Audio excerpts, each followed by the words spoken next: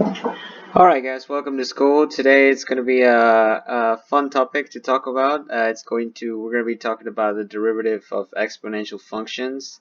When I was in college, somebody just told me if you just take the derivative of e to the x, it's just e to the x, and I never knew why. And I always wanted my teacher or my professor at that point to sort of explain to me why. So I'm gonna try to make that case. So let's dive right in. Let's see what happens. Okay, so as you know, there are many types of functions. There's polynomials, there's rational functions, logarithmic, all that kind of stuff. But there's one special one called the exponential function, which has the form of f of x equals b to the x, right? So today we're going to be, b can be any constant, so let's just say b is a constant, and by constant I mean any number other than 0, positive or negative. So in this case today we're going to be looking at two special functions. So f of x equals 2 to the x, and my other special function is going to be f of x equals 3 to the x.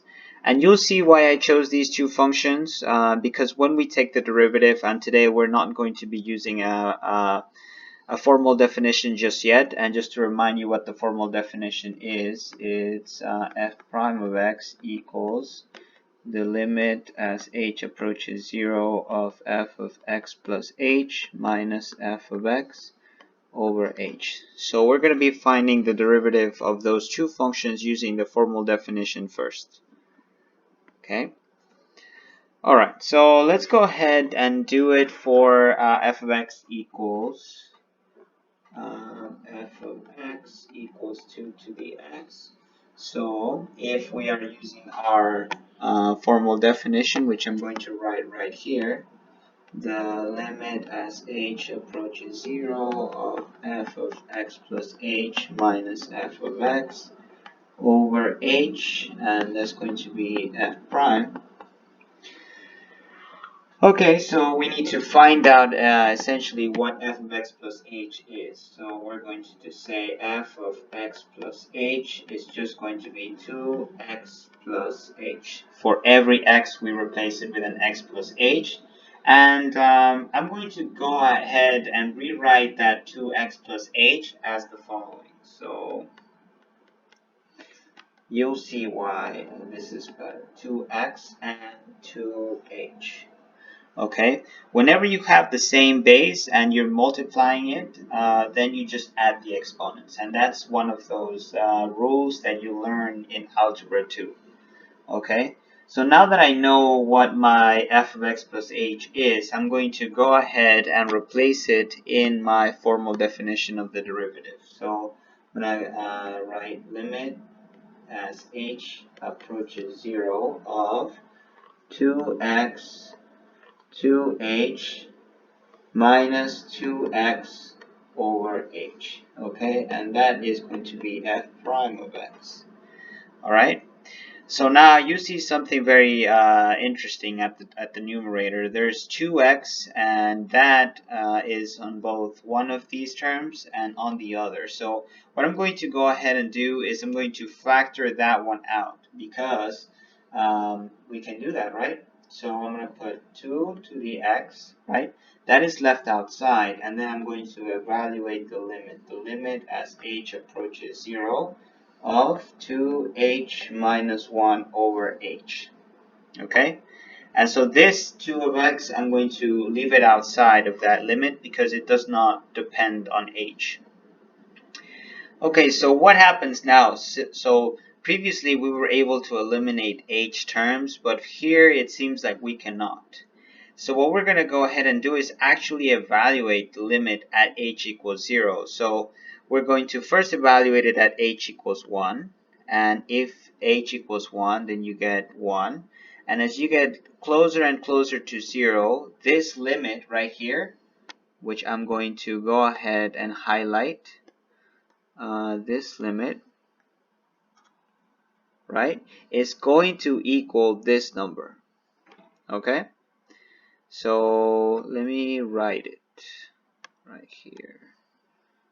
Okay, So I'm going to say that f prime is going to equal 0.693. You can write more, but it doesn't really matter. Times 2 to the x. Okay, and so remember that we originally started with this function right here. This function was f of x equals 2 to the x. So if you take the derivative, you end up with something very cool, which is this. All right, and I'm going to go ahead and rewrite it. This is going to be the natural log of 2 times 2 to the x. Okay, so that's just something very interesting to see. If you do the same thing for 3 of x, you're going to get, so imagine that my function now is, let's say that g of x is 3 to the x, then g prime is going to be equal to this number right here,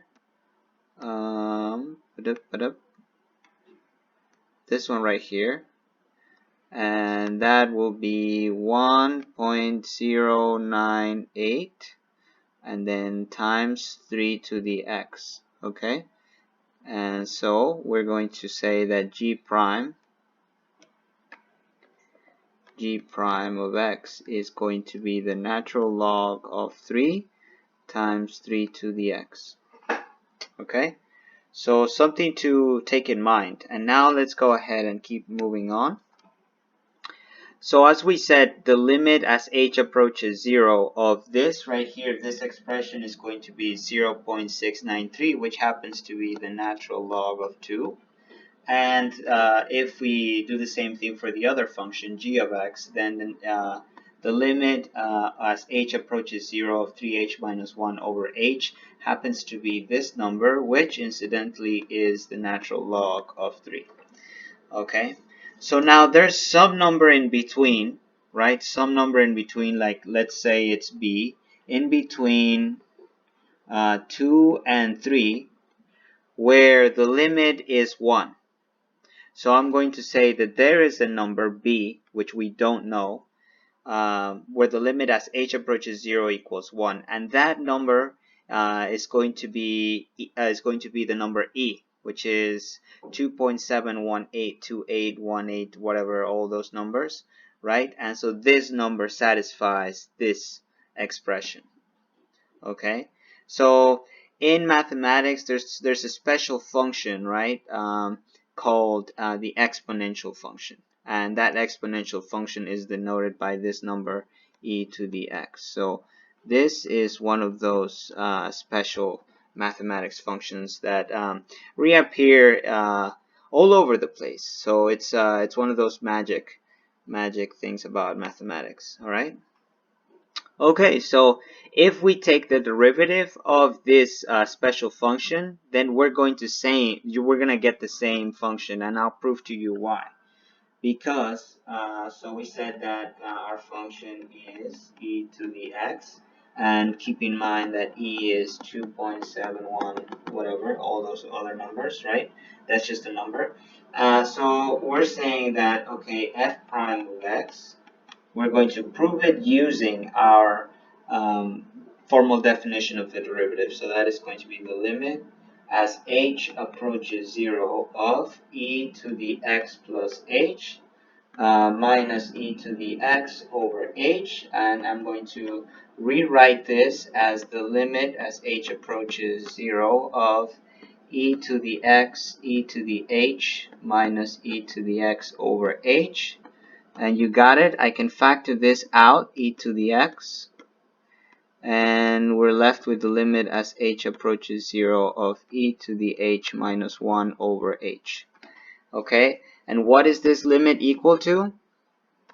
Oops, let me go back. Okay, what is this limit equal? It is going to, this limit right here is going to equal 1. Okay. So now we say, okay, since this equals 1, and we're multiplying it by e to the x, that means that f prime of x is going to be e to the x. Okay, so that's just going to be basically a rule. All right, and so let's see another example. Imagine I have f of x equals 2e to the x. Okay, so we follow the same convention that we followed before, right? We leave out the constant outside, and then we take the derivative of the function right there. So the function that the coefficient is multiplying. So what is the derivative of e to the x? Simply e to the x. Okay, so this is a very nice mathematic analysis, which I always wanted to understand and figure out.